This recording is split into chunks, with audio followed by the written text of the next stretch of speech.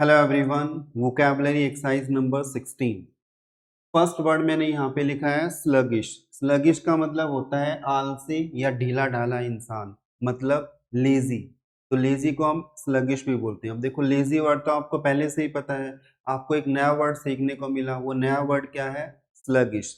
अब देखो, इसकी जो प्रोनाउंसिएशन मैंने यहाँ पे लिखी है, इसमें थोड़ी सी टाइपिंग एरर हो गई है, आप इसको करेक्ट कर लेना। इसमें जो ये श मैंने लिखा है, ये वाला श आएगा।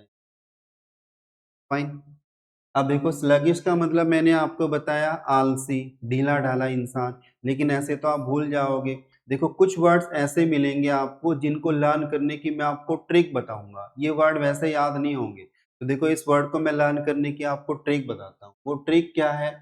इसमें जो वर्ड है यहाँ पे SLU, सोचो ये वर्ड है स्लो। SLOW, स्लो मतलब धीरे। और फिर यहाँ पे एक वर्ड आता है गिश। सोचो ये वर्ड गिश नहीं, ये वर्ड है गैस। अब हम कैसे याद करेंगे? हम एक स्टोरी बनाएंगे।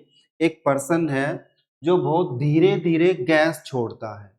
कुछ लोग ऐसे होते हैं जो बहुत धीरे धीरे गैस छोड़ते हैं, ऐसे पू पू पू, ऐसे बहुत धीरे धीरे गैस छोड़ते हैं। तो उन इंसानों को हम क्या बोलते हैं? स्लगिश, क्योंकि वो बड़े आलसी हैं, बहुत धीरे धीरे गैस छोड़ रहे हैं। फाइन। नेक्स्ट वर्ड मैंने यहाँ पे लिखा है रूड। रूड का मतलब होता है अशिष्ट, मतलब जिसको शिष्टाचार की नॉलेज ही नहीं होती, उसको हम क्या बोलते हैं? रूड बोलते हैं। और कुछ इंसान ऐसे भी होते हैं जो बहुत ज्यादा अशिष्ट होते हैं, बिल्कुल भी शिष्टाचार की नॉलेज नहीं होती, कहीं पे भी पू कर देते हैं। ऐसे इंसान को हम क्या बोलते हैं? इम्प्यूडेंट।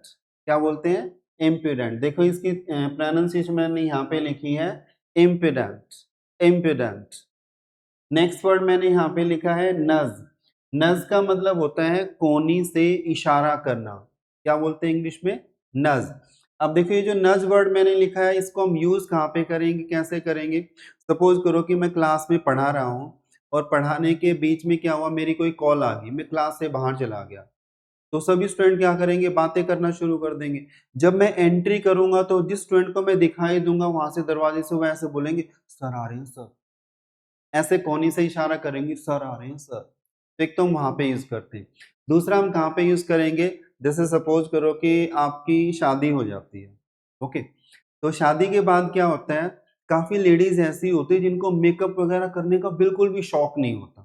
तो सपोज करो कि आपकी वाइफ को मेकअप करने का बिल्कुल भी शौक नहीं है। फाइन।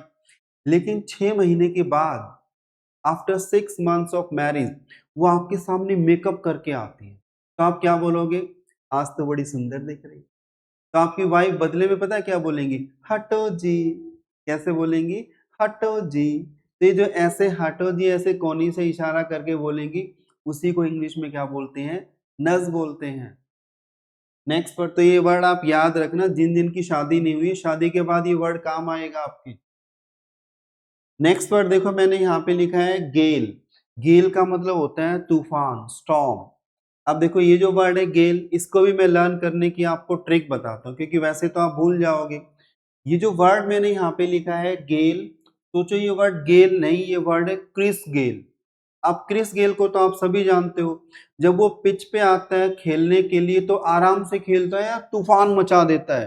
तो आपका आंसर क्या होगा कि सर वो तो तूफान मचा देता है। यही तो इसका मीनिंग होता है। अब सपोज आप में से कुछ लोग ऐसे भी होंगे, कुछ फ्रेंड ऐसे भी होंगे जो क्रिकेट में इंटरेस्ट ही नहीं रखते, उनको पता ही नहीं क्रिस गेल कौन है। तो फिर आप कैसे याद करोगे? आप ऐसे याद करना। सोचो, ये जो वर्ड गेल मैंने लिखा है, इसमें GAL, सिर्फ इस पे अंडरलाइन करेंगे। सोचो ये वर्ड है गाल। सपोज करो कि आपको किसी लड़की ने, नहीं, किसी लड़की ने आपको गाल पे थप्पड़ मार दिया, तो आप चुपचाप खड़े रहोगे या वहां पे तूफान मचा दोगे? तो आप क्या करोगे? तूफान मचा दोगे, क्योंकि बिना किसी गलती के किसी लड़की ने आपको थप्पड़ मारा है। तो आप क्या करोगे? तूफान मचा दोगे। मैंने अपने ऑफलाइन बैच में किसी स्टूडेंट से पूछा कि अगर कोई लड़की आपको बिना वजह थप्पड़ मार दे तो आप आराम से खड़े रहोगे या तूफान मचा दोगे? बोला सर मैं तो तूफान मचा दूंगा, लड़की के बाल पकड़ के और ऐसे ऐसे घुमा दूंगा, तूफान मचा दूंगा वहां पे। फाइन। तो इसका मीनिंग क्या होता है? तूफान।